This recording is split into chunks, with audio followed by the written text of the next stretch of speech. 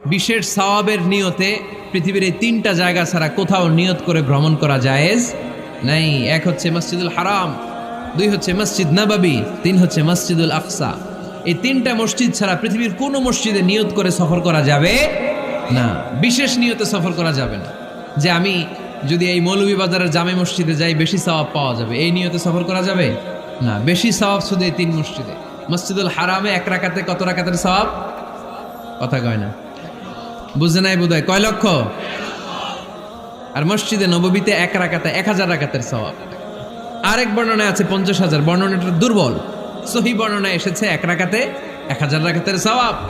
মসজিদুল আকসায় সালাত পড়লে এক রাকাতে, এক বর্ণনায় এসেছে 250 রাকাতের সওয়াব, আরেক বর্ণনায় এসেছে 500 রাকাতের সওয়াব। এই তিনটা মসজিদ ছাড়া যে নামাজ পড়লে বেশি সওয়াব হবে, এই নিয়তে সফর করা যাবে? চিল্লায় বলেন যাবে।